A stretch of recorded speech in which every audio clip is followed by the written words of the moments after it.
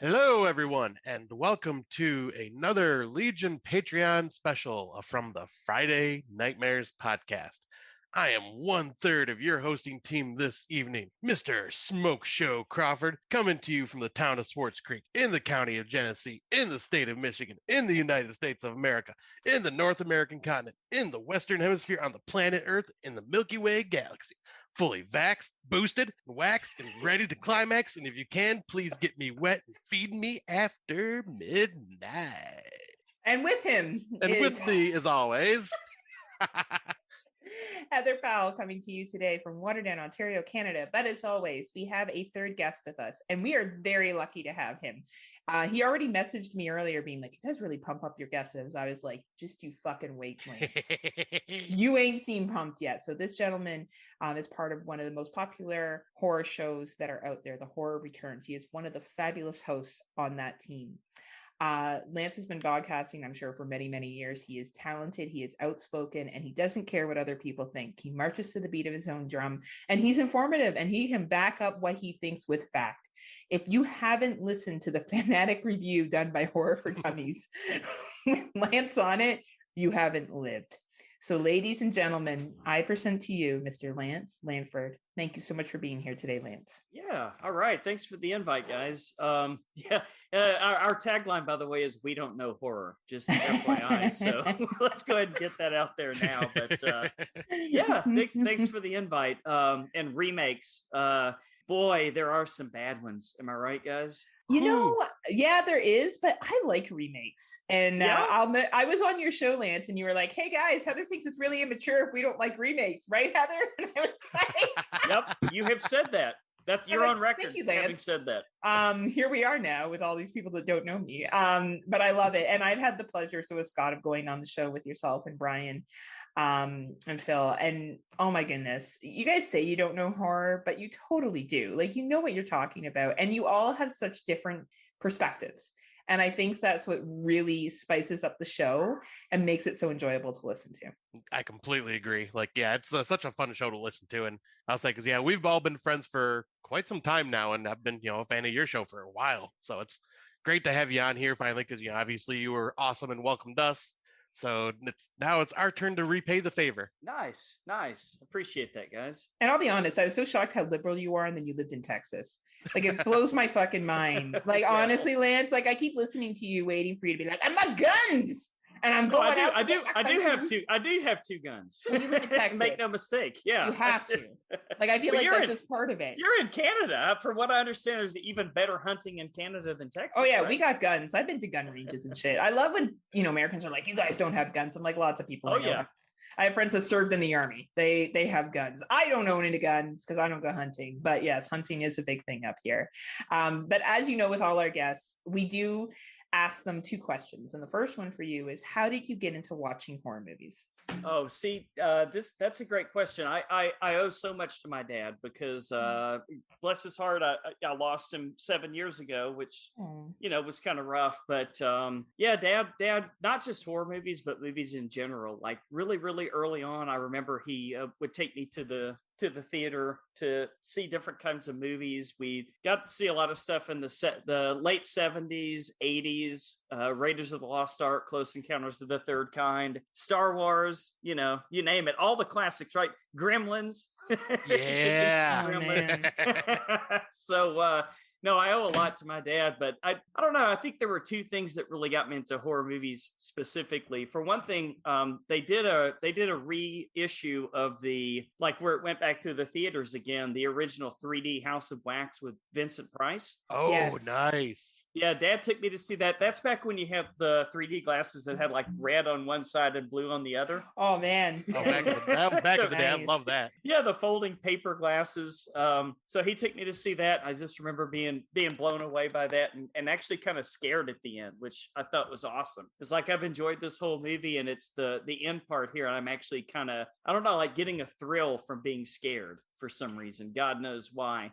He did another trick to me. It's not really movie related, but I was staying at my grandma's house, who lives right off the railroad track in Carthage, Texas. And there was this guy in a big overcoat wearing a hat, and I had no idea who it was, but he came and started knocking on the door, and it was just me and my grandma, and she said, "Oh, it's just one of the friendly guys that gets off the train from time to time. Go and say hi to him." And I was just like freaking out, running back and forth. Just my heart was racing. Finally, I was just in a balled up crying. And my grandma said, "Look, it's your dad. He's playing with you." So that had a lot to do with it too. But I don't know. I think just staying up late, watching those like midnight, 10 p.m. and midnight horror movies was just a lot of fun as a kid. And I'm so old that I even listened to like radio drama. When they had like the CBS Mystery Theater. Ooh, nice. So, that's awesome. Yeah, horror from an early age, I would say. That's awesome. So, how did you get into podcasting then? Is The Horror Returns the first podcast you've ever done, or have you done other ones? I kind of started listening. I used to be more of a radio listener because I've got a super long commute. I work in Houston, Texas, which is like the third largest city in America. And it's incredibly spread out. So no matter where you live, you've got a commute. So I've got like probably about an hour drive in the morning, an hour and a half drive every day. So radio was starting to get a little bit old. Like, okay, well, you can only listen to them talk about the Cowboys and the other Texan sports teams so many times, and you kind of start to burn out on it. So my friend told me, "Well, don't you listen to podcasts? You have an iPhone. What's a podcast?" This was some time ago. So I'm like, holy fucking shit. You can actually do a search for movies. You can do a search for horror movies. You can do a search for progressive rock music, things that nobody else listens to mainstream. And so I started listening to podcasts. One of the first big ones I listened to was called The Binge Cast. And that's where I met Brian. We both listened to that, and we were actually messaging back and forth and watching a movie together called Wormwood. I'm nice. sure you guys have seen that one. There's yes, a I have. coming out finally. And we said, you know what? We can fucking do this. There's no reason we can't do this. But we wanted a third host because we wanted to have, I kind of think when you have, multiple hosts, it kind of brings different points of view to the show. So we're like, for sure. Well, let's see if we can get a third host. And I never in my wildest dreams would have thought of Philip. I never thought he was a geek. I really didn't. I knew him because his wife worked with my wife at Target, and I kind of met him that way. And I always thought, oh, this dude's just like an alpha male. He's been in the army, he's like, super right wing. Like this dude would not be the kind to be on a podcast. And I'm like I'm asking him, do you know anybody that's like in the family that might want to be on a podcast? And they considered Rose's brother, that's a kind of a sci-fi nerd, but he kind of backed out at the last minute. Philip said, "Why didn't you ever ask me?" And I'm like, poor Philip. Well, let's give it a try. And I expected the worst. That's great because you knew him in person. That is my favorite. Phil can nerd out with the best of us. So yeah. I think it works out pretty well. He was like the least expected podcast host we were going to get, but it's actually worked out. And, like you said, I tend to be very liberal. So we kind of have different points of view. We've kind of learned to keep politics out of the actual podcast, but it is interesting, having three guys that are completely different. Yeah, like I honestly wouldn't have guessed that Phil was conservative or very conservative at all. Like I think he's if he is conservative, I think he's kind of like the normal conservative. Like I don't feel like he is an offensive or, dick at all, which sometimes people get labeled that's with. Good to hear. Right. Yeah, I think Phil's really kind and very clear with his thoughts, and very respectful. I was a little worried at first, but it turned out good. I like the three of you together a lot. I always think Brian's super funny. Like I love his voice when he's talking. Brian's the rock. Brian's the glue that holds the podcast together. He's the program director, so he's the one who picks all the movies, and he's the one who really gets us out there on social media. And he's kind of like the strong part of the three of us, I would say. My hats off to Brian. And then of course we've got Nez that's popped in, and I was actually listening to him on other podcasts way before we did this one. So I've known he's Nez a cool for a while. dude too. He's really cool. And the four of you together, like I've heard you bring up politics, and I think you guys are always worried that you're going to say something. I don't know. The episodes I've listened to, I've never found it like crazy. Like I don't think any of you have ever said anything that I'm like, oh no, that's so extreme for this podcast. Like, I don't know. I haven't found that. So I think you guys do a good job of focusing on horror, but also bringing your own personal perspectives, which sometimes does involve your political views. You know, there's some films that have affected me more because of my political views, and that just is what it is. There's nothing wrong with makes that. Sense. Sure. Right. So this is sorry, Scott. I was saying, and having just the three hosts with different opinions, it just makes for a great conversation about every type of movie. Yeah, always. And it's always good to have guests, right? Exactly, because it brings even a different perspective. Right, especially except for Scott. No one wants Scott on the show. I know, it's my dog. My dog agrees with me. He's met Scott, and he knows. Yeah. Because Scott wouldn't shut the fuck up about Gremlins the entire time he was here. He's like, Mickey, have you watched Gremlins? It's the best movie ever. Mick Mac appreciates my knowledge of Gremlins. And it's true. Yes, he absolutely loves it. But we're so glad you could be here. And also, I just want to shout out to your Patreon and leaving a 5-star review on Apple Podcasts, which some of us have done, Scott. Yes. I still have not got my freaking. And I iTunes talked working. about like how hot they were, right? So not only are they this, they're super good looking dudes. Like I went on this big rant, and they're like, "Oh shit, who wrote this?" I don't think Lance realized it was me. I think we just now figured it out. Fuck. But yeah, like honestly, you guys are epic. Yeah, you guys are pretty amazing yourselves. So there you go. Thank you. But we'll never be on a list. We're never. Oh yes, you will. never say never. That's a quote. Maybe in a couple of years, right? Okay, maybe a couple of weeks. Oh, hey. Well, we had you on here, so that's true. This is actually a Horror Returns episode. This is the new Horror Returns. Sorry, Phil. Sorry, Brian. Sorry, guys. And also, if you haven't had a chance yet, we'll plug Lance at the end, but please follow their Patreon. Please follow them. You can download them on any podcasting listening tool, but if you do iTunes, make sure you leave them a 5-star written review. They deserve it for sure. Thank you. Yeah, you're welcome. Just don't be a jackass like me and not be able to figure out his iTunes. Yeah, Scott doesn't know. Michigan people don't know how to use iTunes. It's just no. I've been locked out of my account and haven't been able to create a new one yet. So you should create a new one called Smokeshow. I think I might. That might actually do. What a great idea! We would all know who it is, right? Everyone would know, right? And it still amazes me to this day that like I even have that nickname, that it's stuck. Yeah, I gave it to you. It's crazy. Yeah. I think that name's already taken. I think that's Channing Tatum's nickname, if I'm not mistaken. Oh no, so, Scott's way harder. You can fight him. You can fight him for it. And I'll fight him on Magic Mike XXL. Yeah, on Magic Mike the cards. That's the magic that Scott thinks it's gonna be. Yeah, he'll be out there just like, come on. Fireball, wind spell. Oh, I gotta tap my mana for taking off my clothes. Magic Mike the Gathering. Yes. The newest remake. Speaking of remakes, that's what our top 5 list is today. On horror movie remakes. Bam, bam. So as we do with all our lists, this is strictly a personal list for each of us. But we love hearing your list. A lot of people have started sharing their own personal lists underneath our shows. So please do that. All are welcome. All opinions are welcome. So absolutely. We will do our 5 as we usually do, and then we'll get to our honorable mentions. But as always, we're going to start with Mr. Smokeshow himself of the Magic Gathering. All right, should I take my shirt off first? Oh yeah, please, Scotty. That's for Patreon. That's for Patreon only. It is Patreon. That's exactly. Right. Give them a show. Give them a show. For 50 cents extra, you can see Smokeshow. Hey, that can add up if you get like 100 people doing it. Exactly. That's right. I'm not greedy. Lance is thinking. See, and you know, I'm willing to give it away for free, but you know, gotta make some money. Right. It's for the show. It's for the show. Exactly. I love it. Shit. Well, all right. So I guess I can get this show started with the top 5s. So I went for my number 5. I went with Willard from 2003. Not on my list. Good. Good start. I was so worried.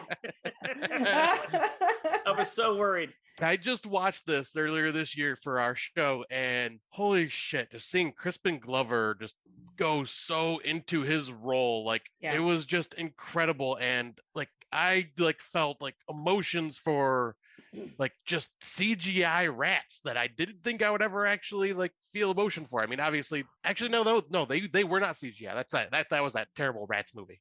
But no, that was no, they were all live rats. But like, I just feel emotions for like the relationships he builds with them, especially like Socrates, and then even Big Ben. It's like this one just had a lot going for it. I think was it Arlie Ermy playing his boss was just way over the top and totally Arlie Ermy style. Or is that his name? Yeah, you're talking about you're talking about the Sarge from Full Metal Jacket, yes. Right? Yeah, and he just plays that boss perfectly, just complete asshole. Like, but no, like Yep, great casting. Yeah, the casting in this was fantastic. And yeah, Crispin Glover steals the show, and the rats were so freaking adorable. And like at the same time, like Ben was extremely menacing. And me being the cat lover and seeing the cat scene in this film, just that was so rough, especially with the like emotional music being played in the background. Like I was actually getting teary eyed. I'm going, no. Yeah, I had to fast forward through it. I couldn't handle it. Oh, I was come like, on. I can't handle this.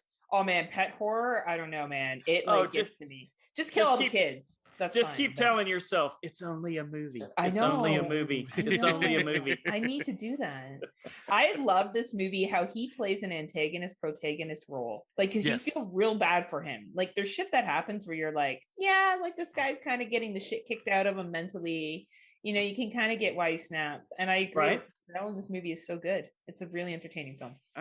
Yeah, that's a great pick. Crispin Glover is just one of a kind. He's amazing. Absolutely. He totally is. And like, he's just always plays these weird roles, which just, it's perfect. Plays it well too, right? Yeah. Makes me wish they would keep going with American Gods, but that's another podcast. Yeah, that's for more on that. Listen to The Horror Returns. All right, Lance, what is your number 5? My number 5, I'm going to get it out of the way and rip off the Band-Aid, and it won't be a surprise. Everybody knows I love the Pet Cemetery remake. Yes. It's a good remake. I don't know why people shit on you for it. It's a good I know remake. exactly why they do, and it's a total fuck up. Whoever did the trailer for this movie should be shot. The trailer gave way too much away. Had the trailer been a little bit more sublime, this film would have been, I think, a lot more appreciated for what it is. I'm the hugest Stephen King fan in the world. I've read every single thing he's ever written except for the Gwendy's Button Box series, which I'm going to wait till the third one comes out so I can kind of get the single book. But I love the original story, but why can't you do a twist? Yeah. Why not? Their mistake was in giving away the twist in the trailer. I honestly love the dark ending of this, and Stephen King has said on record that he loves it when he's written stories. He says, I just wish I'd made it a little more darker at the end. Like, for example, The Mist. He says The Mist is so much better than my story because the way that they ended it. So I think he would appreciate what they did here, and I'm not going to change. This is on my top 5. So Pet Cemetery Remake, number 5. Yep. Yeah. I was like, sorry, Heather. Go ahead. I saw it in the theaters, and I remember walking out and be like, shit, that was better than the original. And just so we're clear, I don't give a fuck if people don't like that. I enjoy the Gage don't get me wrong, I enjoy the original very much. I enjoy the gentleman that plays Judd. I enjoy, the Gage and everything that happens with Gage. I think it's great. I'm not trying to say that it's a bad movie. For me personally, I enjoyed the acting better. I enjoyed the special effects better. I thought the kids were great. I thought Ellie was phenomenal as a young actress. I think she nailed the role as being creepy. And I think it's a great movie. I did think the ending was a little cheese, but otherwise I enjoyed it quite a bit. It's a good movie. It's entertaining. Yeah, and I will definitely be one of those that when you were bringing up the trailer, that ruined it for me. Like because normally me, I'm all about like watching trailers and like saying they don't spoil anything, but there's always one trailer that totally screwed it up, and it was this one because it showed that, and I'm sitting there going, they didn't just show that. Why wouldn't you hold off? Because if you go in not expecting it, that is such a nice twist and a gut punch that it would have caught people off guard. And besides that, I thought the movie was like fine. I enjoyed it. I had fun with it. And I love the I love that they focused even more on the relationship with Ellie and Church in this one, like showing how heartbroken she really was when Church did die. And I mean, in Church, he's such an adorable little kitty cat. Well, they had like 5 cats play Church. Remember we did our animal episode and the cats were divas? Yeah. And they had to like everything revolved around those fucking cats on the set. Which is, you know, as well as animals, should, right? As well as should, right? I think your points are great. You know, it's a good movie. I know people don't like it, and I agree the trailer issue, but I think if people just remove that and watched it for what it is, it's a good story.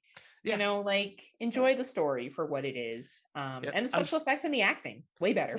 Yeah, and I'm still a fan of I'm still more of a fan of the original, but that's just because that one still just like gets under my skin. But that's just, I think it's just something from my childhood because that movie haunted me as a kid, and I think it's a good movie. Totally understood. Yeah, right? The book is depressing. After I read the book, I fucking cried for like an hour. Oh wow! I mean, that's one of his darkest books, I think. That one and one of the books that he wrote under his pseudonym, The Longest Walk, I think it's called. Yes. That's a super depressing book too, if you ever get a chance. I remember reading that when I was younger. That one shouldn't have probably read it that young. yeah, it's a rough one. And I feel like with remakes, you know, sometimes you walk into it being like, well, I know what's going to happen. And here's the thing. A filmmaker takes a chance and does something different. Half of the people are going to like it. Half the people are going to shit on it because it's not the same. But then if they did the exact same scene for scene remake, which some movies do, people get pissed off. So you can't make everybody happy. So you might as well just try to make an entertaining film. Right. That's right. Right. But again, I still say whoever made that trailer should be shot. Yeah, I think it's a shame the marketing department didn't think about what they were putting out, right? But you know, it is what it is. But yeah, I think I'm glad you brought that. I was going to bring it, but I knew you were going to say it. Yes, we both knew you'd have that on your list at some point.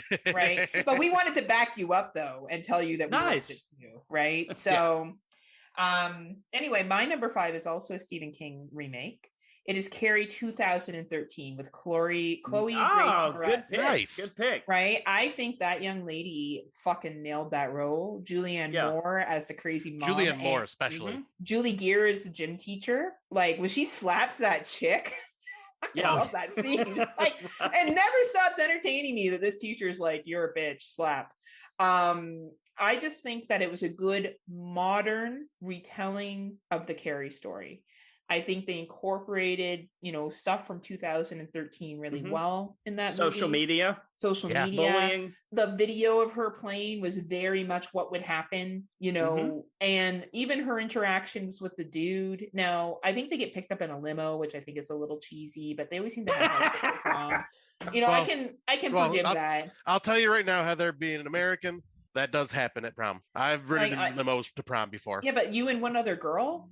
Sometimes, yes. Wow. Okay. Well, you know, sounds like fun, right? That's you baller. Shit. Well, it all went on in a limo. There was 12 of us in that motherfucker. I never realized. Yeah, no, you know, my parents had money. Her parents had a little bit of money, you know. Oh shit! Wow, look at you, huh? Man, you just like moved up in status. I want to talk about that more than I want to talk about the movie.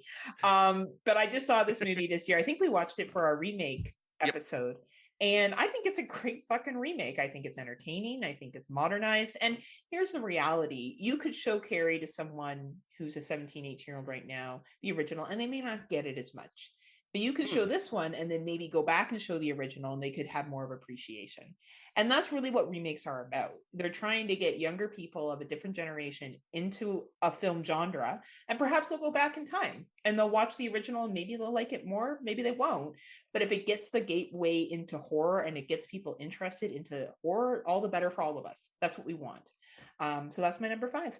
Yeah, that is a good one because, once again, that was another one that I watched this year, and like I went in expecting, this will just be okay, because, you know, like my opinion on remakes, I don't mind them, but sometimes I just feel they're unnecessary. And yeah, you're right. I feel this one nailed the whole modern take on bullying compared to, you know, like you said, like the one from the 70s, like it's still like can hit because, you know, bullying is still a thing. It's just a different type of bullying now that you can't escape. in modern day. Well, here's the thing. The further we get from the 70s, the further people get from connecting to that. Like, I can't watch a movie from 1930 and be like, oh, fuck, I get this shit. Right. Like, I can appreciate it, but I'm not going to get it. I don't, like, I still get World War I and World War II, but, you know, kids today may not get that. Like, it's the reality. The longer we move away from an event, the less we connect. I still think the original Carrie is a better film, but I don't think 2013 is a bad movie. I think it's a good take on modernization. Were you going to say something, Lance? No, I'm agreeing with everything you're saying. I'm a little bit older than you two kiddos. So just by a year or two. I would say this. I have seen, like, for example, I'll go and watch like a silent movie, right? Like a silent horror movie for 31 days of Halloween. And I'm like, what the fuck am I watching? Yeah, right? Cannot even come close to connecting with that. So I know exactly what you're saying. Yeah, like everyone's different, right? And I think that's the joy of remakes, is trying to get people of a different generation into horror movies. So, Scotty, let's go with your number 4. All right. So I am going for one that came out last year, actually. Wow. And I have to say, they ended up taking a Fantasy Island? Yes. The plane. But no, I'm going for one that they took the story of the original and completely revamped it and made it a modern take on trauma. And it is The Invisible Man. I knew it. Okay, good pick. Yes. Oh, I love it. Nothing you guys have brought up is on my list so far. I was so worried. Oh, nice. But yeah, I just love this modern day telling of this film because, the whole, like, the way they cover, victim of abuse and like her fear of constantly looking over her shoulder, like for the rest of her life, and now dealing with her ex who is invisible, so she constantly is worried on where he could be, and he could be right behind her, and she has no idea, and no one believing her. Yeah, no one believing her. Like, right. Heard that one before. Yeah. Right? Like right. they cover such a heavy topic in such a smart, respectful way, showing like, what it's like to be the victim of abuse. And then that's not even like talking about the Invisible Man part, but then, modernizing it, making this not a serum or anything like that, but a like just really high tech suit because he's a freaking billionaire. Yeah. I love that. And great use of the modern special effects. Yes. That we have now. They did a Absolutely. great job using that. And the performances are just all absolutely incredible. Like, this movie, just like when I watched it, I was just like, holy shit. I did not expect it to be as good as it was. And then rewatching it, it just gets better and better and better. And Agreed. yeah, I could not like have this not on my list. It had to be there. Like that restaurant scene. Ooh, that made me fucking jump. Great scene. Like, that's how you do a good horror scene that people like. I didn't see that coming. I remember being in the theater. I was like, oh fuck. Right. Yeah. Right. And that's excellent. That's good movie making.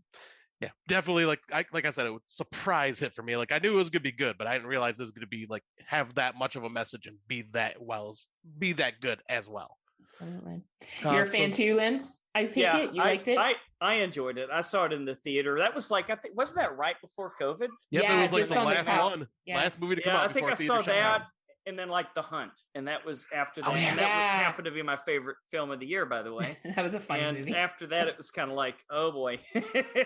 Yeah. I guess we're going to be watching everything on HBO for a little while. Right. So true. So true. So yeah, Lance, what is your number 4? Number 4 is going to be this. This could be on some of y'all's list. This might be considered low-hanging fruit. It's a remake that has Jeff Goldblum. You guys know what I'm talking about? Oh no, I don't think I've ever heard of it. Okay, I'm gonna a hidden gem, right? It's called Invasion of the Body Snatchers. It's not. I tried to. I don't know. Maybe that fell flat. Nope, I got it. Well, guess what? I am swapping out a movie on my list now. Goldblum was amazing in it, but actually Donald Sutherland stole the fucking show, especially that one scene where he's screaming. And you can hear that bizarre, high-pitched scream. But I thought Invasion of the Body Snatchers was so much better than again, we're going back to what you talked about, Heather, where we can't quite... It's far enough... The original black and white one was far enough back that we can't quite get it. But this one is probably close enough to where we are now that we kind of felt the fear. Yes. And I don't know if it's tied kind of to the virus and stuff like that, or if that's why I was thinking about the movie, but there was a lot of foreshadowing foreshadowing in that movie of what could happen and kind of like what's going on right now, but from an alien perspective. And as if you guys listen to our podcast a lot, you would know Philip thinks everything is from aliens. So Right. Philip That's probably awesome. thinks COVID is an alien. I don't know. I'll ask him tonight. Ask him if he thinks COVID's aliens related. Yeah. And you know what? I'm down. Tell Philip to make a movie about it and I'll watch it. Yeah. For sure. For sure. You know, I thought you were going to say another movie, so you threw me off. Of course you completely. did. I really did. I kind of fucked with you there. Right? But, I liked it. But Goldblum, hey, make no mistake, Goldblum is great in Yes, he Invasion of is. the Body Snatchers. Yeah. Very Jewish and very very on point. And I love the way that they put that movie together. So that's going to be my number 4. Well, the acting's very different too. Like we'll talk about maybe another movie will come up later that had a movie that was released in the 50s and then a remake, and the acting's different. Like there's a different kind of style, right? That comes out as time goes on, and sometimes it's more believable. And that has an effect on it too, right? Like acting changes and scene presence changes and technology changes on how they film too. Right? You can do more. So and a lot of the Invasion of the Body Snatchers remake, I think, because it was late 70s, early 80s, maybe. There was a lot of that. 78 was this one. Okay, makes perfect sense. A lot of that free love and the dangers of free love and stuff like that. So yeah, there was a lot of messages in that. I enjoyed it. Yeah, this was actually my number 3. So I'm glad you brought it, so I can swap it out for one of my honorable mentions like I planned. And but no, I agree. This movie is incredible. I watched it for my first time last year. I think it was last year. Freaking loved it. Because I just heard so much about it. And the only funny thing is the only Invasion of the Body Snatchers movie I had ever seen was the Abel Ferrara one from the 90s, Body Snatchers. So I enjoy it, but it's nowhere near. Well, that like makes these. one of us. But I mean, obviously, I enjoy it because it was the first time I ever heard that story. So, of course. Right. But like going back and seeing these ones and going, I can see why the '90s one was panned really badly because it misses the point completely compared to the '70s and the '50s one. But this is an excellent freaking movie. Like I want to own a copy of this, and I don't own it yet, so I will be getting a copy at some point. That's awesome. Surprising. That's awesome. Oh, okay. So my number 4 is also a movie that was remade. Actually, we just covered the original, Scotty.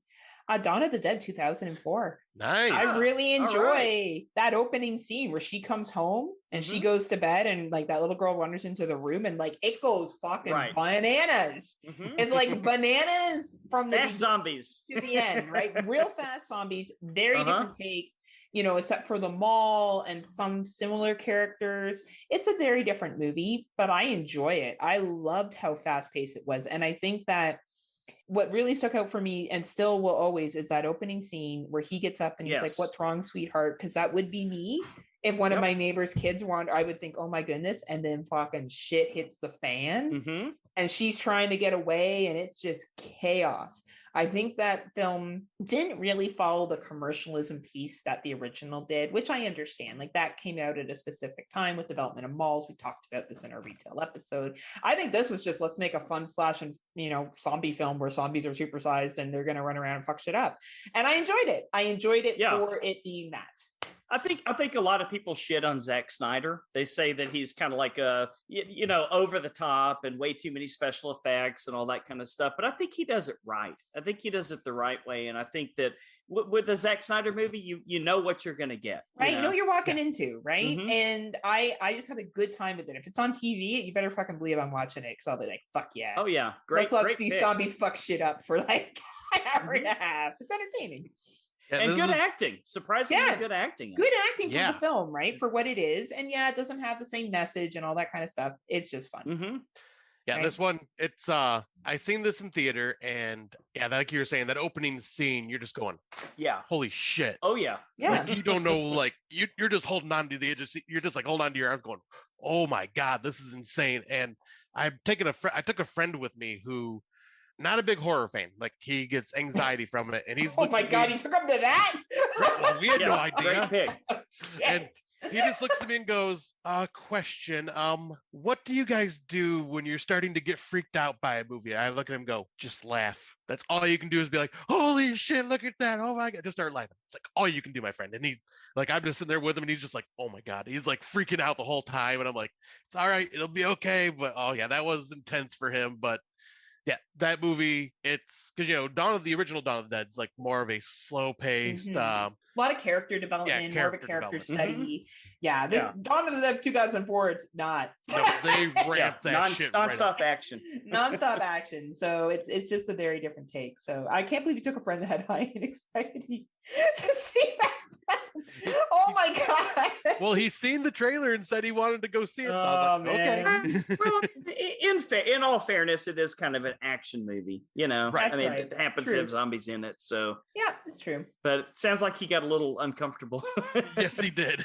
Right. And I think that's when he decided, I'm only going to go see superhero and action movies with you moving forward. Hey, Zack Snyder's got you covered there too. Right. That's exactly. right. That's right. And he did go see Watchmen with me. So. Oh, that's another good movie. I like to watch. Anyway, I much prefer the book, but it's all good. Yeah. All right. So I will jump to my number 3. And since my number 3 was mentioned, I will swap it out with one that I was trying to find a spot for it on my list because this one came out in 2013. And that is one of the more violent remakes I've ever seen on the big screen. Like, I could not believe how much gore and violence and intense situations there were in this film. And that is Evil Dead 2013. Aha, okay. This movie, like, I am a huge, huge fan of the Evil Dead franchise. Like, I love every movie from it. I love the series. So going into this, I'm going, all right, movie, you got a lot to do here to impress me, because if you're going to win me over, you got to do something. And I did not expect the assault of violence that I got in this film. Like, the special effects when this were incredible. The tension in it was just like thick. Like they did everything right with this film. And the only issue I have is, some of the characters are dumb and you're screaming at the nerdy dude who's like he won't stop reading the book when you're just going, dude, freaking just put it away. Stop. But man, like, this movie, I am shocked it made it to theaters. Like, with as violent as it is, and it was rated R, like, there's obviously the unrated cut now, but the rated R version, I was just shocked to see how violent that was to make it onto the big screen. And man, just an incredible assault of the senses. Mm-hmm. The blood in it. I watched it first with you, Scotty. Yep. I watched it out at your place, pre-COVID. Right. And fuck, I remember turning to you going like, this isn't like the original. Like, it's a lot more intense. Mm-hmm. And like the blood at the end, holy fuck. Freaking raining blood. Holy fuck. Like, talk about it. I was like, of course there's things in it that I was like, get the fuck out of here. But it's an Evil Dead movie. So you gotta suspend some level of disbelief, right? I enjoyed it. What a sight for the eyes, honestly. Yeah, definite assault on the senses. Like, I was so impressed by that. What were your thoughts on it, Lance? Oh, I enjoyed it quite a bit. I actually have, it's funny, I actually have Evil Dead 2 on my list, which is probably going to be an honorable mention. Nice. Because I think it's almost a beat for beat remake of Evil Dead, just with a higher budget, more comedy. But yeah, I enjoyed this one. 2013? Was it that fucking long ago? It felt like 3 or 4 years ago. I don't know. 8 years ago now. It's insane. Well, and then we've had the Ash versus Evil Dead series since then too, and then another movie coming out. But yeah, I was blown away by it. I think there wasn't anything bad about it, and I guess too bad our actress that was the main protagonist couldn't have gone on to Don't Breathe 2, eh? Right? Because she was great in the first one. But you guys who shared that she didn't like the director, was that your podcast that I heard that on, or was that Horror for Dummies? That might have been Horror for Dummies. Because you two are the only ones that have real. But you never know. Philip can go out there and find a lot of trivia that I had no fucking idea. I think he makes some of that shit up. But I love Philip. If that's the way he rolls, I'm down with making shit up if it sounds good. That's awesome. Yeah. Yeah, it sounds good. Sounds reasonable that could be the case. Why she didn't show up for the second movie, but I love the Evil Dead movie. I wouldn't consider it a remake though, was it? I mean, was it like? It's considered on the list of remakes. It's bizarre. It's kind of hard to. It's kind of hard to say where it should be, right? Yeah, because it could be its own story in this universe. Like it could just be, someone else happens across the cabin where the book was left. Like it doesn't have to be Bruce Campbell and Ash just being there every time. Yeah, it makes sense. I enjoyed it, man. I really loved it. I don't remember it being that brutal, so I've definitely got to go back and give it a rewatch because I haven't the seen bloodbath. it. Okay. Man. Yeah, your screen is pretty much painted red throughout the whole entire fucking thing. All right, I'm gonna go check it out again for sure because it's probably been 7 years since I've seen it. Actually, it's been since now that you mention it. Yeah, since I watched it with you in February. To February 2020, back in the day. Man, back before. In the good old days. Good old days of non-COVID testing across the border. When things were so much easier. Right? Oh, God. Where all they cared about at the United States border if I had fruits or vegetables in my car. Always at the American border. If only we'd known. Right? Yeah. They're like, do you got any fucking apples? Do you have any apples, ma'am? No? Okay, you can go through. The cocaine's okay, right? Yeah, the cocaine's fine, but no apples in this country. I'm just kidding. And when you come back, make sure you leave our Freedom Eagles here. Make sure you don't bring any eagles. Right. I think they try to fly over across the border and they bounce off of some kind of a force field that fall back into the US. So no, what happens is the Canadian geese knock them back over. Right? That's it. We actually have a sanctuary for eagles up here, and I went to it this summer and I took pictures of all of them, and I told Scotty I had his freedom birds. They're not free up here in Canada. Right? Look at them. Well, these were injured eagles that we're nursing back to health, Scott, because that's what we do in Canada. Injured quotation marks. Well, ironically, the only national flag that has an eagle on it is Mexico, with an eagle with a snake in its beak. So there you go. Right. Not even that Texas. Is hilarious. And I expect that is hilarious. Texas, really, Lance. You should work it on that. I expect Texas to have like an eagle and like really cool shit. I can't wait to come visit. Yeah, I've never seen an eagle down here. Buzzards, yes. There's buzzards fucking everywhere here, but I've never seen an eagle. Lots of rattlesnakes, that's for sure. Oh, gotta live dangerously. Yes. But yeah, Lance, what is your number 3? Well, I mean, what do you do when you've got a 1950s Roger Corman classic film with Jack Nicholson and a number of other stars in it? One of Jack Nicholson's very first roles, in fact, and he goes and sits in a dentist chair and he's like, drill me, doctor. I love the pain. How do you redo a movie like that? Well, you make it a musical. That's what you do. Yes, Little Shop of Horrors. The first movie is phenomenal, but when they made it into a musical, and fuck you, Brian, and your non-musical loving ass. Brian. Musicals are amazing, and this is one of the best ever. So I gotta put Little Shop of Horrors on the list, guys. It's just fantastic. Little Shop of Horrors is one of my favorite musicals, and you know why Brian doesn't like musicals? Because there's nothing to sing about in Alaska. That's why. Okay, I could see they're that. all sad in Alaska. Maybe Brian, if you sung going to work every day like a musical, you do. That could make a difference, right? For sure. I'm never coming back on Horror Returns again. I am completely been blackballed. Oh no, you're fine. You're fine. You're welcome back anytime. One thing about Brian is he's got the best sense of humor of anyone. Oh, I know. I wouldn't say it if I didn't think Brian would think it was funny.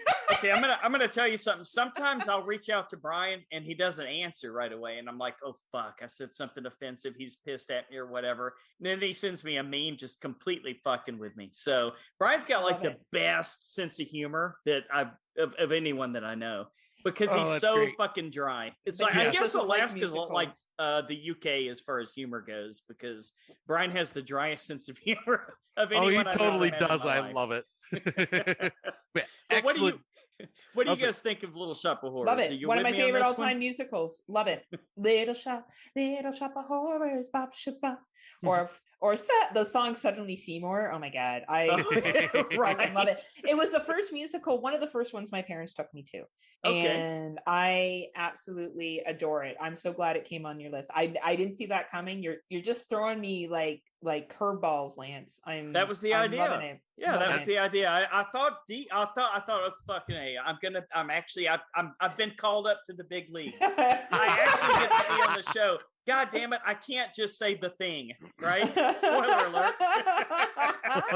So. That's awesome. And yeah, well, as soon as you said 1950s Roger Corman with Jack Nicholson, I knew exactly what movie you were talking about. I'm like, yes, amazing. Because I have not seen the remake in a very long time, but I do remember loving it. I would love to actually revisit it now because I am way more into musicals now than I ever been before, and nice. It's even more fitting having horror themed musicals. I just love them. Well, if you get a chance before the Christmas season is over, you guys should check out Anna and the Apocalypse. I watched it. It's fucking amazing. Yes, I love that movie. Oh my gosh, so good. Yeah, Brian, watch the musicals, Brian. Anna and the Apocalypse. Yeah, that's a good taste, Brian. Jeez.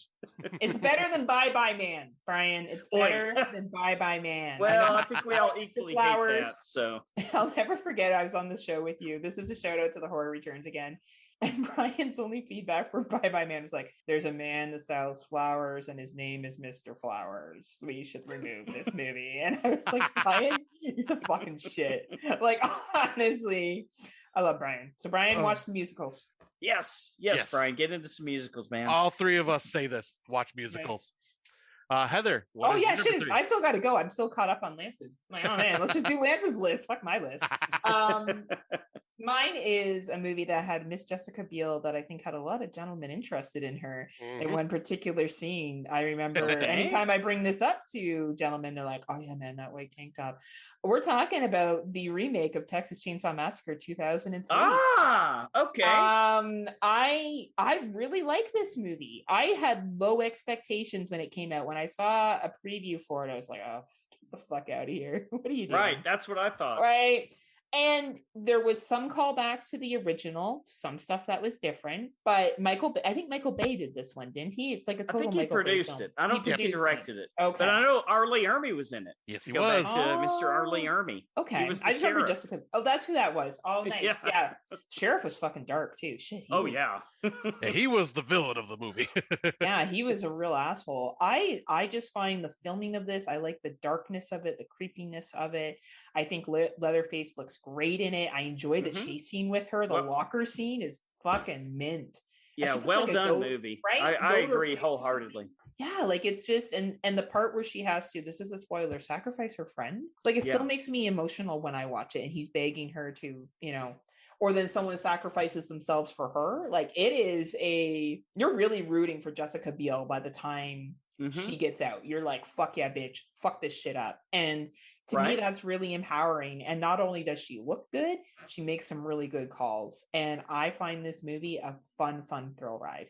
Yep. I'll say, I love this movie as well. And I think this one, it's like, I like how they make the sheriff more of the villain than Leatherface. Leatherface is just kind of his like, hey, go finish that up. You go do that. And then Leatherface just kind of like the, what do you call that? The grunt one? Yeah, the grunt work guy. Yeah.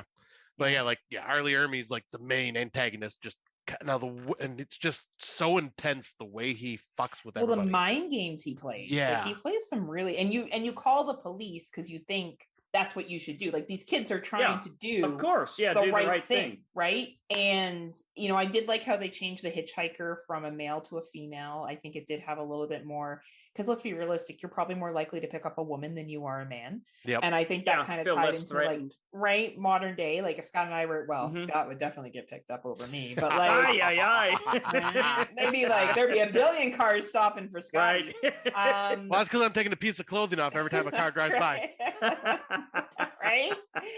I just think it's a really great movie. And to me, it's not even like, I like it more than 1974. I think 1974 is a classic. It has its place in horror history. No one will ever remove it. But I think this was a great way to yet again modernize it. and give another alternative, and I enjoy it. Out of all the Texas Chainsaw movies, it's probably, I know you guys really like Next Generation. You guys really enjoy that. Was it Next Gen that you guys really like on the horror returns? I kind of like all of them for fun. Do you? You know? Okay. Yeah, I kind of, well, I'm in Texas for fuck's sake, so that probably has True. something to, you know. That's Lance's house, by the way, guys. Lance has Leatherface in the background. With the bones hanging down and everything else. So Scott and I drive up, and it's Lance's house.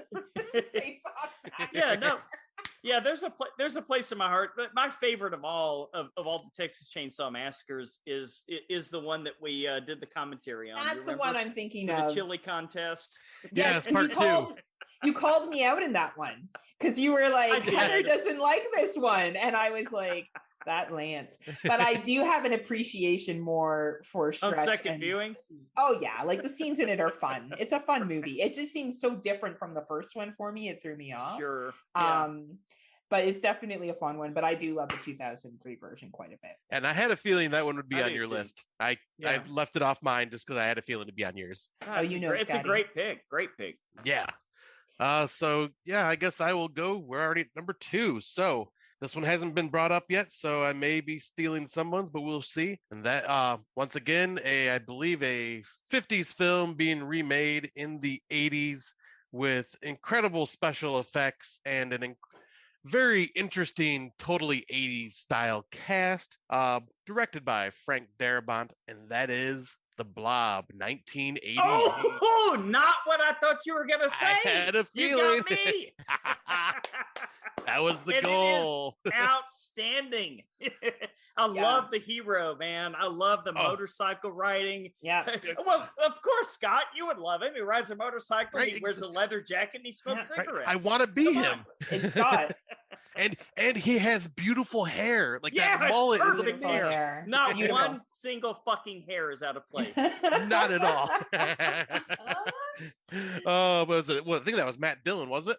Yes, it was Matt Dillon, and that was a really good remake. Spot on, man. Spot on. Like that, like you go from like something like turn it into like a hokey sci-fi movie from the 50s and turn it into something that is absolutely horrifying. Find out it's a biological weapon made by the government to be used for war and just accidentally lands in our own freaking country. And love the twist. Love the twist, man. And just it's so violent, and the way they did the Blob like special effects was incredible. Like this movie is intense, and when I rewatched it for the first time, like let's say, because I rewatched it about 10 years ago for the first time, and like, I'd seen it when I was a little kid.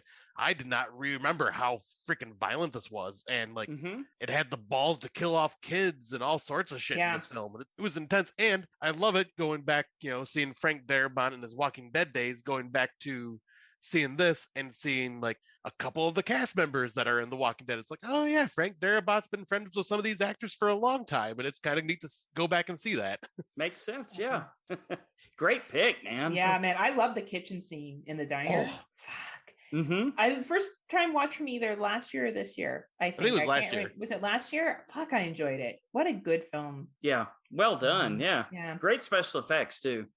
Yep, and I was gonna say that's why I was like, because there's a couple of those 80s remakes where you can say like great special effects, great cast, and you never know what it's gonna be. Yeah, it's true. The 80s did a really good job at remaking movies from the 50s. That's actually a really I guess so, yeah. Point, right? I guess so. Right. Yeah, we could do a whole show on that. Yeah. Lance will come back for round 2, and that's what we're gonna do. 50s remakes. All right, I'm in. Sweet.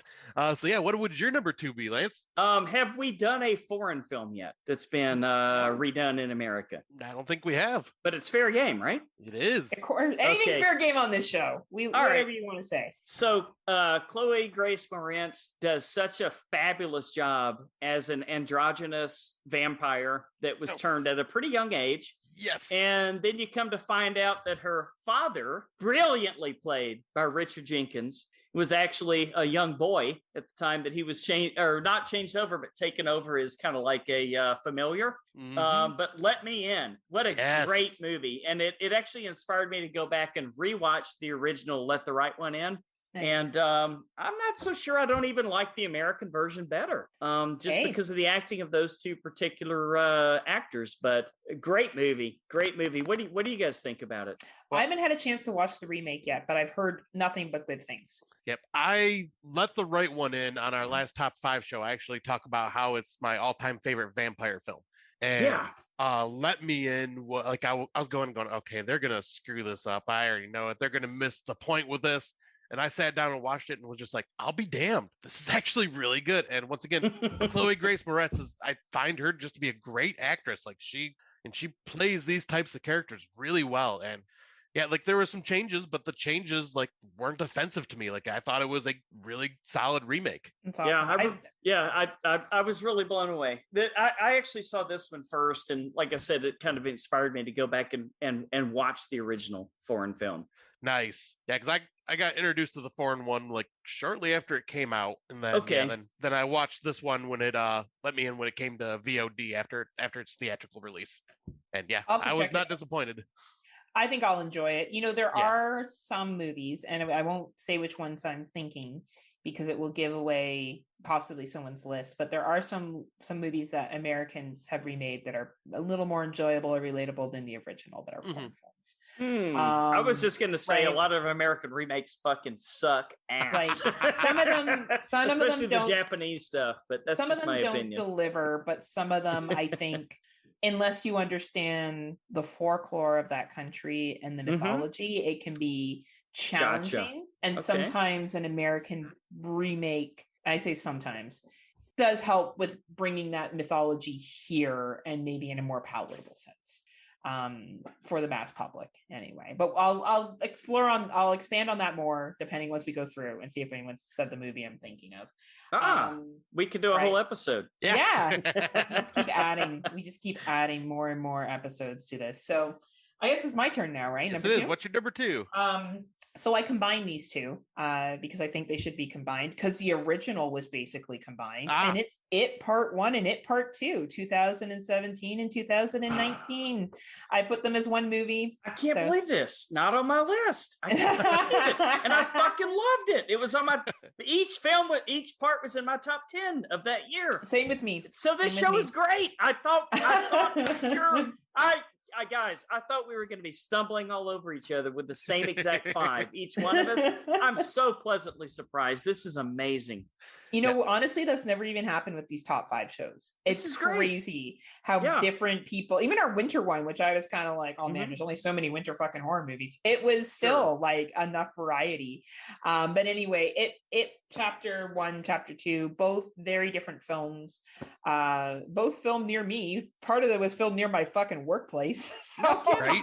And when they did It Too, the scene in the town, that there was a casting call for that. I could have gone and been in the film, but it was about 2 hours away and I had to work. So they filmed all over Ontario, different parts of that film. I actually drove recently under the bridge where the gentleman gets thrown off in the first one, where that actual scene is just this October.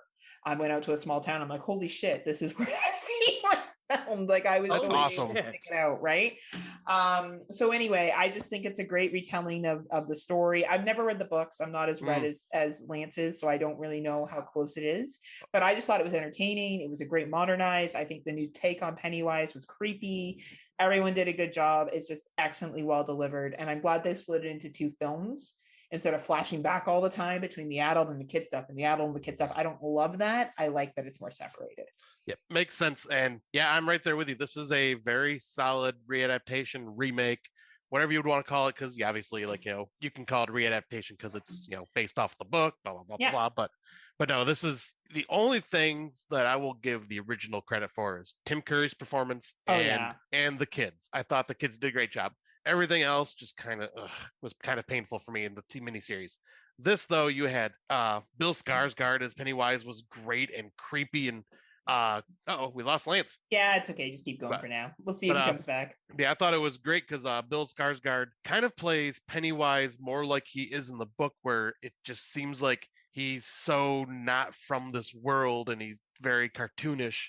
and it just doesn't seem like he belongs there, which fits for the movie or fits for the story. And the fact that they bring in Neibolt Street, the house on Neibolt Street, which is a big part of the book, and they never brought it in a miniseries. Like there was a lot that they really did that I loved with this. My only complaint is just that it was based in the 80s, the first part. I wish it would have been based in the 50s, but at the same time, like that's not a big complaint because they still did a really great job with it. And I freaking love it. I was saying, we'll wait for Lance for a second. Well, Lance was so excited. He actually went and he's watching the It movies right now. And Lance like, fuck yeah. You and he's in our R2D2 bag instead of me, right? Yeah. How the fuck did I turn this goddamn fucking camera around? I forgot.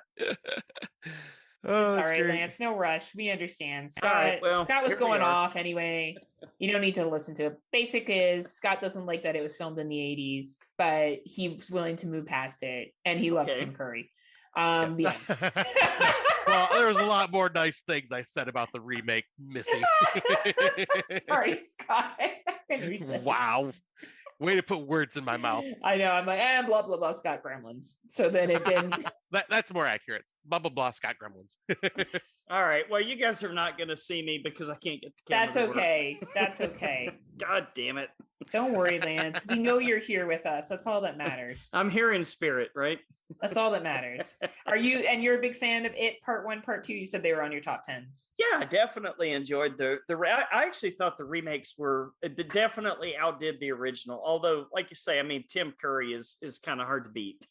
Yeah. In anything that he's in. But I thought that it was incredibly well done. Who directed the new It movies? God damn it! It's Andre or Andy something. The guy who did Mama, right? Yeah. I think is he a Mexican director? I think if I'm not mistaken. Andy Muschietti, that's his name. Okay, well, I thought it was an incredibly good movie. And the second one, the scene where they were in the Chinese restaurant, I felt like I was in the book. Yes. A lot of people weren't so happy with the second part. They thought the first part, the Stranger Things stuff, was so much better. But yeah, I really enjoyed part 2. And I think they did have a pretty good ending, unlike the original made for TV version, which the ending completely fucking sucked.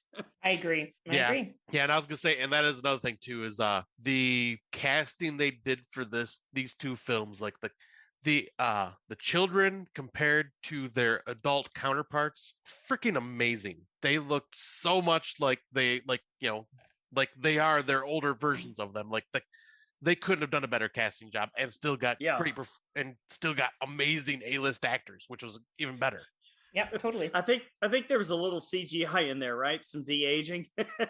Oh yeah, definitely for the kids. Yeah, but they did okay. I mean, I'll say it wasn't no bad. complaints. Yeah, right. Yeah, that's a good pick. Very good pick. Thank you. All right, Scotty. All right. So number What's number one? Let's see.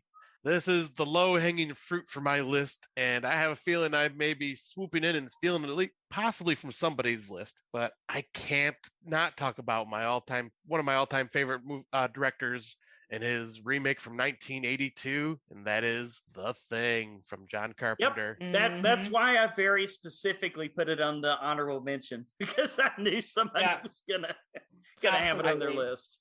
I had to, because not only is it just a 10 out of 10 film, a masterpiece to me. Yes, the special effects are just freaking out of this world and still have not been beaten, in my opinion, to this day. Like, the practical effects are just absolutely incredible and disturbing and bizarre, and the cast is fantastic. You got Kurt Russell, you got okay, what is his name now? Keith David, not David. Keith David, yes, because I was going David Keith. As we say always on our show.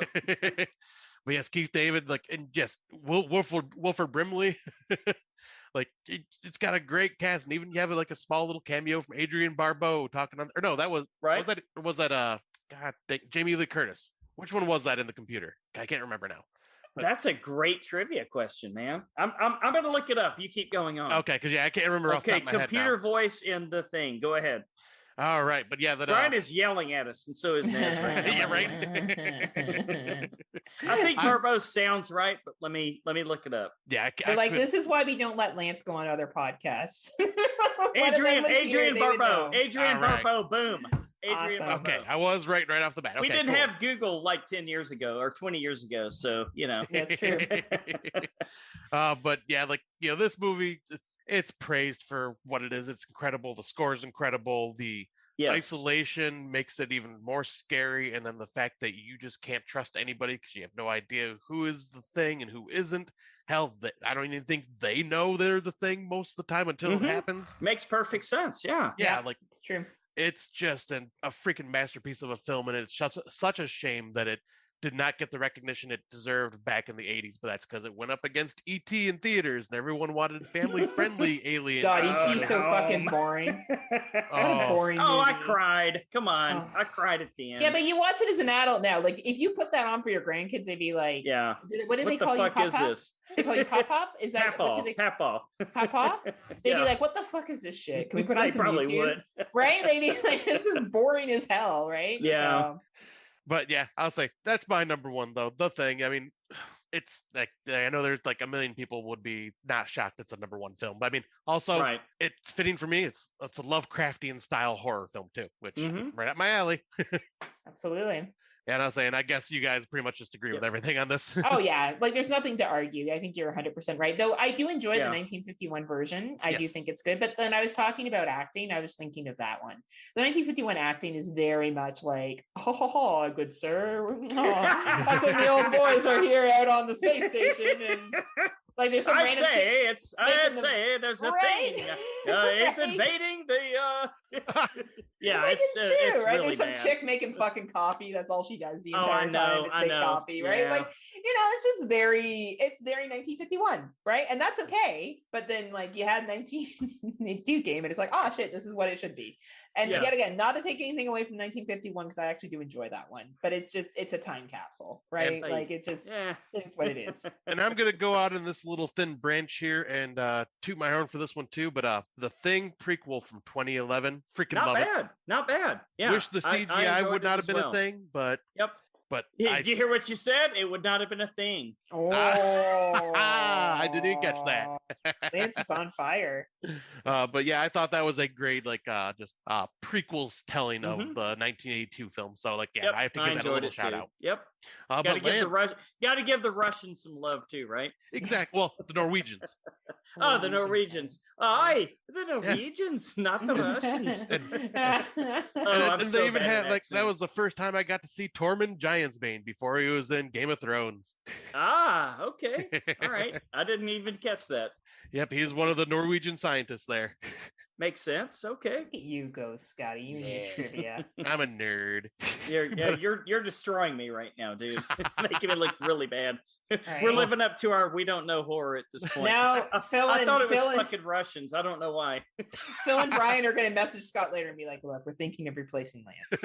I'm sure it's already in route. Okay, Lance, you and I can do a show together. That's fine. Yeah. We'll just swap hosts. There we go. That's right. It's like a key party, only it's a podcasting host party. You guys know what a key party is? Where you go, you put keys in bowls and you leave. Oh, you go somewhere and you put keys in a bowl, and then whoever's key you take is who you go home with. Yeah, it's like a swinger party. In a sexual way? Yes. Oh, yes, wow. Lance. Holy shit. Okay. Lance Well, hey, why not? This got more entertaining. The more you know. On Friday Nightmares. That's what Scott and I are into. Too bad it's only us with the keys. Two people. Right. Yeah. What else is there to play with us? On that note, what's your number one? Many ways. And what is your number one film, Lance? Okay, my number one remake. Okay, so I obviously it would have been The Thing. I mean, let's not mince words here, right? For sure. I mean, that's a absolute masterpiece. But I wanted to go a little bit different, so not a huge fan. Are you guys a big fan of that like Italian giallo type of film? I'm trying to be. Same here. I'm about so a half hard. and half. Yeah, I'm trying so hard to get into it. There's so many fans of it. I know Duncan's a huge fan. I know, there's a lot of people, Don, Anelli. There's a lot of people that are big giallo fans. When I saw Suspiria, the original one, I really loved it, and I love the visuals, but it just didn't catch me. But when I went to see the remake with Dakota Johnson, and again, Chloe Grace Moretz had a small part at the beginning, and I mean, my God, just some fantastic acting. But this is my number one. I love the Suspiria remake. I thought that it was brilliantly directed. I thought it was one of the most beautifully shot films that I've seen in the last couple of years. And I thought all of the acting for a bunch of witches, they were witches. They could speak to each other. The scene in the cafe where they were all talking to each other without moving their lips because they could, kind of communicate using their mind. Yeah. Absolutely. And then you've got a young girl that's going off to another country to go to a school. It just, everything about this movie caught me. The one scene where you had the dancer in the other room full of mirrors, and all the witches were focusing on fucking her up, and you could hear the bones crack.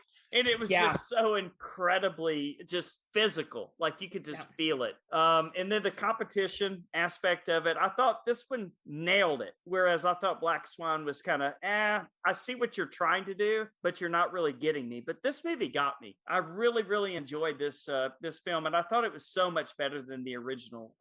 Like I said, I just can't really get into the Giallo stuff. I'm going to keep watching them, and hopefully I will. Like the same thing with Last Night in Soho. They said that was kind of a, Giallo inspired film, but it didn't hit me as much as I thought it would. But for some reason, this remake, and I think a lot of it boiled down to acting, but this is my number one. I really enjoyed the Suspiria remake, and I'm sure you guys have both seen it, right? Oh yeah.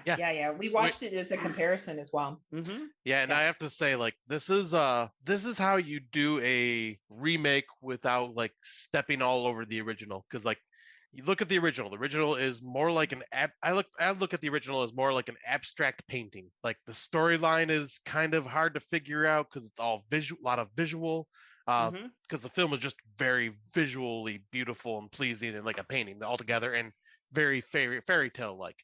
Then you go to this remake, and it's just drab colors and just like completely opposite of what Argento's was. But then expand the movie and story by adding an extra hour to it to flesh it out, and just like there is an incredible story here, like that is kind of hinted at a little bit in Suspiria, the original, but it's just like so just it's more trippy, I guess you would say. But like this remake was just, I love how they decided, we can't really try to recreate the original. Let's just do something different, and totally different, keep it. Right? Like totally off the reservation, right? And that's what I loved about it. Again, I just think I think everybody that was, and I think a lot of it has to do with the director, because this director has done 3 or 4 other films that I've really fucking loved. And I'm sure there's more coming out, but sometimes people just love to work for a certain director. And I think everybody that was in this just kind of gave it their all, Yeah, and also got to say, Tilda Swinton, oh my amazing God. Performances from her. Incredible. All 3 of her, right? She played 3 roles. And I only caught 2. I didn't catch the 3rd role until I rewatched it. Because I knew about the old man one, and then like her as the madam of the school. Yeah, but at the end, when you find out she was like the other ancient witch, and it was like, what a fucking trip. Yeah, totally. That's good work. I'm going to give a shout out. I was actually talking to a new listener of our show about Suspiria the other day, and I actually prefer the original, but I respect the remake. Okay. I think the acting in the remake is very good. That dance scene with the mirrors, fucking phenomenal. Yeah. And yet again, I think, oh man, and I just think it's a modernized retelling of Suspiria. I really enjoy the first one. I love the colors. I love the directing. I love everything about it. But I can appreciate the sequel, and I agree with everything that you and Scott said. I think this is how you make a sequel that doesn't, a remake that doesn't step all over the original. I think they added some stuff that, for me, dragged it out a little bit for me, but that doesn't mean it's not a good movie. It is an extremely well done film. And it's just ironic that I was talking to this person who also prefers the original, but we did mention the remake and talked about that dance scene. With the mirrors, and that just is embedded in my head, and that says something about a movie when something embeds in your head. It sticks with you, right? Exactly. Great choice, Lance. So Heather, what Thank is your number one? Oh, well, this is going to probably be a surprise. So I watched the original to this movie earlier this year or last year, and I didn't really like it at all. And I realized how much I prefer the remake, and that's the Crazies 2010. Ah, it's a good one. It's a good one. Right? I always, when I first saw this, I didn't know it was a remake. I just thought it was a random horror film. And I remember being like, oh man, this is pretty dark. Yeah, what happened? A town would cover this shit up. People slowly get sick. Yeah, that sounds like what happens in Flint. Right? You are not wrong. So, it wouldn't be the first time we've seen shit like this. And when I watched the original, I'm like, okay, I get where they got the concept from, but I didn't enjoy the original as much. I feel like the Crazies plays on politics and fear in a whole different way. And what happens to everyone is extremely tragic. How they're rounded up and other shit in the testing, and it's a little too COVID. Like, you watch this now, and for some people now stressed out about COVID, you might be like, right? But I just think it's a really great remake. And that baseball scene at the beginning where the dude's starting to go crazy and it's subtle. I just think it's an awesome, awesome film. And I don't think a lot of people talk about it as much because I don't think a lot of people have seen the original. Yeah, I don't think a lot of people do bring it up. Right. And I just think it's really well done. What do you guys, I know Lance is digging it. What about you, Scotty? Yep. I've only seen the remake once and only about half of the original, but I do remember really liking the Crazies, the remake. Especially like I love Timothy Olyphant, and he does a great job as like I think he's the sheriff in this, or the deputy. Yes, he is. Yeah. But whatever, same thing. I'll say, but yeah, I love it. And, like the whole government cover up and all that stuff like fits perfectly like in the political horror like cover up schemes that happen in a lot of these films. And there were some very intense moments. Like the one that I always remember is the guy just dragging the pitchfork through the hospital area and just killing random patients. And just, fuck. Yeah. Yeah, that was really brutal. dark, terrifying, right? Yeah. And weirdly, a conversation between the mayor and the sheriff stands out to me when it's like, no, we need to do something. And the mayor's like, no, we don't. We're not doing anything. And I remember being like, not far off. Right. Not far off. Right. And I just really value the movie for that reason. Yeah, and I would have never have put guessed this would have been in your top 5. That is it's awesome. One of my favorite movies. I really enjoy the 2010 version of The Crazies. That's awesome. Yeah. Nice. I'm going to rewatch it then because it's been a very long time since I've seen it. And Lance, you seem like a fan as well. Yeah, it's a fun movie. I enjoy both versions for their own part. Like the second one or the first one where they're in the hazmat suits. Yeah, it's like a lot more blatant. The second one is a lot more sublime. They're like, what's wrong? They're like, nothing. Yeah. Look away. Nothing happening here. But yeah, the second one is a lot more sublime, and I do enjoy the action scenes in it. And Oliphant's a great actor. Everything he's been in, I've loved. I can't believe that nobody's picked up Santa Clarita Diet yet. Oh, right. Yeah, I forgot he was in that. Come on. God damn it. They left it on a fucking cliffhanger. Somebody's got to pick that up, at least for a movie, for fuck's sake. I mean, come on, man. It seems like they would. Maybe we will see that at some point, hopefully. I think we will. So Heather, do you want to pick? Yeah, you guys already said a lot of my mentions already. The only other ones I want to add is I had a lot of fun with Friday the 13th, the remake 2009 as a Michael Bay film. I think it's fun. Fucking selling weed. I love it. He's I think a goddamn it's hilarious. fucking weed seller. Oh, I mean, for fuck's sake, you might as well have brought. You might as well have brought the Breaking Bad cast in there. Oh fuck, it's so funny, Lance. Like your tits are stupendous is like the best fucking line that ever has come out of a remake. Like that guy Trent is such a fucking prick. Oh my god, I love it. It's okay. All right, you got me. It's fun. It's a fun movie. It's a fun movie on a Saturday night. Bring 3 or 4 friends over and watch it. That's exactly what I'm talking about. Of shit. I remember seeing it in the theaters and being like, "Oh man, they mashed like all the Friday the 13th movies in together." Man, Friday. Yeah, right. Really mad. And then I was like, wow, this is fun. And I have a fun time with it. And with the exact thing you said, Lance, it is just a goofy fucking total 2000s fucking remake. Sure. Yeah. Maniac 2012. You just took it off my list. That was going to be one of mine. His performance, like, fuck, Elijah Wood, man. Who would have thought? This is why I love Elijah Wood, because he comes out with he just comes out of nowhere with these performances that you would just not expect from him, and it's just incredible every time. Right? He's a fun dude. I haven't seen the original, and I'm gonna say this one because I haven't had a chance to see it yet. No, the one I'm gonna say next is The Town That's Dreaded Sundown. I watched the 2014 version and I really liked it, but I gotta watch the original. No, you don't. Oh no? Okay, so maybe just stick. Let me just put it to you this way: Murder by Trombone, something none of us need to see. Okay, very cheesy. So just stay with 2014 because I liked the 2014. You guys watch everything else. Fuck it, just watch it. All right. I thought the trombone kill was in 2014's. I don't remember. Was it? I don't remember. Yeah, I could be wrong. I definitely remember it from the original. I just thought it was a fun mystery of who did what. And yes, I've seen the original Maniac as well, which I love. That my boyfriend. I really felt bad for the main character. You do love Joe Spinell. I'm like, oh man, this guy, he's just trying. And then the final one I'm going to say that I thought was not a bad American remake is the original Ring 2002. Okay. From watching the Japanese one that Scott and I had done, I think I enjoyed the original, don't get me wrong, but I think the 2002 did try to bring an Americanized take to the movie so people would get it. Yeah. They changed stuff enough that it was here's a ghost story, we're going to adapt it in, the United States. Where it lost me is when especially The Grudge is where it's the Americans in Japan and it gets all kind of but I thought the Ring, they're it's here, we're making it based in America. Yeah. And I feel like that was fine. They tried to adapt a legend in a certain way in a myth. So I do enjoy that movie. And I was afraid of TVs for a fucking long time after that film.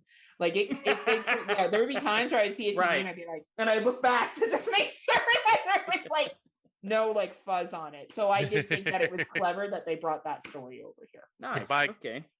Yeah, I do like that one better than the Japanese version. Yeah, because you're not a big fan of the Japanese version. I know that you found it boring. Yeah, I found it very just tough to sit through. Yeah. But yeah, those are great choices. Except for Friday the 13th, Lance is you're dead to me, Heather. I'll rewatch it. Just get really drunk, Lance, and then look at the stupendous, and then you'll just be "This movie's fair enough." Yep. And you did take one off my list as well, and that was Maniac 2012 because that wasn't my honorable mentions as well. But then I obviously moved Invasion of the Body Snatchers 1978 to my honorable mentions because it was on Lance's main list. But so that one's gone now too. But there's 3 that have not been mentioned yet. I'm sure this one's on someone's list, I guess Lance's list because he's the only one that hasn't said anything. But The Fly 1986. Yeah. Oh yeah, for sure. It would have easily been that one, and The Thing would have been 1 and 2. But I didn't want to be too obvious. Right. I was gonna say because I could put The Thing, The Blob, and The Fly right in there, but then I'm only gonna have 2 for others. I'll leave this one in the honorable mentions. But I have The Hills Have Eyes 2006. Well, there went my honorable mention list. Oh, geez. That's a good movie, though. It really is. Good movie. It's fun. It's amazing. And really upsetting in parts too. Yep. And then this one, a remake of a Spanish film, and that is We Are What We Are from 2013. Okay. I thought you were going to say Wreck. Quarantine. I thought Quarantine was fine. I like Wreck way better, but We Are What We Are is almost beat for beat like the Spanish film. It's very similar. Holy fuck, that's the one with God damn it, not Bill Moseley. Who is the main guy that's in that one? I can't remember in the American version. He's so good. And I had no idea that was even a remake. I didn't know until Heather had told me because she had watched, I think it was the Spanish version, and I was like, oh, or no, she watched the remake, and I watched the Spanish version. Then we found out, oh, this was a remake. Okay, well, Bill Sage. Yeah, right? I just looked him up. Bill Sage. Yep. Okay. Gotta check out the Spanish version. Then, is it called the same thing, or how do I look it up? Yep, I think it was We Are What We Are from 2010. Okay, I will definitely check that out because I love that film. And that 2010 one is on Amazon, iTunes, and AMC Plus. It looks like. Nice. All right, I will check it out.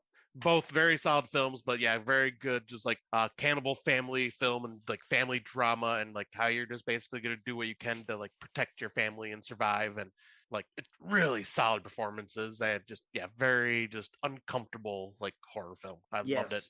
I love the American version. I just had no idea it was a remake, but now that I do, Yeah, I'll I check it definitely out. recommend it. It's I'll say they're Okay. very similar in tone, but like there is some differences. Nice. And then So do you have any more on your honorable mentions that you'd like to give a shout out since we took most of them? at this point, every single honorable mention has been sucked up. So Oh wow. on with the show. What this means is we all have great taste. Exactly. I'm a little disappointed because none of us said Wrong Turn 2021. I guess no one thought that was. And you know what? That's so funny because I think that's probably going to be on my top 10 list for the year. Nice. Because I enjoy love the remake film more too. than the original. So it's a fun film. It's a really it's just different, you know. And again, Bill Sage, right? Is it Bill Sage in that? I think so. Fucking A, man. Yeah. Full circle, baby. Yeah, that is a very solid remake. Yeah, like once again, that was just one I forgot about, Heather. Yep. Same here. Yeah. There's a lot of people hated it this year, and I think yet again, I don't know, as a standalone film, it's entertaining. I enjoy it very much, right? I also enjoy the 2003 Wrong Turn film, but it's a 2003 stupid slasher. Yeah. Like that's what it is, right? So but yeah, thank you for being here, Lance. Before you go, would you want to promo your podcast so everyone can listen to Brian, Naz? Yeah, Bill? we're pretty much just go to thehorrorreturns.com. We have a website now, so that's it. Boom. Perfect. Do you have bios on there yet? Do you have bios about you guys yet? Are Not you doing the yet, bio thing? but we have to work on that. So maybe you can help us with that, Heather. Oh, for sure. I could say great things about all of you. Easily. You're all fabulous. We eventually would love to have all of them on the show, but I don't know if we'll be able to schedule. Like, I don't know what their schedules are like. I don't know if Phil or Brian, like, you guys record every Saturday night, don't you? Yeah, we record every Saturday night, and I don't know when Brian and Nez do the action returns and the Stream Fiend show. So we'll figure it out. I'm trying to come out with a science fiction show. So if anybody wants to do a monthly sci-fi Scotty might show be into with that. Me, yeah, I'm open. Yeah, I'd be down to check some out for sure. All right. Well, something to think about, man. Maybe an idea is born as we speak right here. Oh, shit. Look at this. You never know what's going to happen on Friday Nightmares, everybody. It's a just really exciting podcast. So we would like to thank again, Lance, for coming on. Lance has always been so supportive of Scott and I. He's such a nice man, too. You really are such a lovely person, Lance. You have great taste in films. You watch a lot, too, and you know a lot. So if you haven't had a chance to, please check out The Horror Returns. They are awesome. You will not be disappointed in these gentlemen at all. In the meantime, if you are liking what you're hearing and you're hearing this on Patreon, thank you so much for being a Patreon supporter. If you're hearing this much later, well, you would have heard it earlier if you were on Patreon. So, what are you waiting for? As Scott said, Scott, what are you waiting for? Join us. Come on, $2 a month, guys. Come on, it ain't gonna kill you. And tons of content.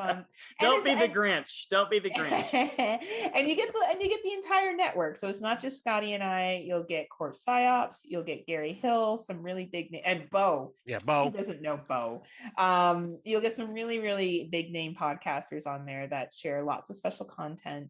We love for you to join our Legion family. Search us up on any podcast provider. It's Kill the Cast Friday Nightmares. Thank you so much for listening. If you're a new listener, Scotty, do you have anything else to say? Yeah, just want to say thank you again, Lance, for joining us. This has been freaking awesome, and I'm glad to finally work with you once again, because I think it's been at least a year since we all did something together. Like, at least since all three of us have done something together. But yeah, thank you again, man. We love the hell out of you, and we're so happy you were able to join us. And yeah, so until next time, kitties, unpleasant dreams, or until next time, everyone, unpleasant dreams, the remake. Bye. Nice.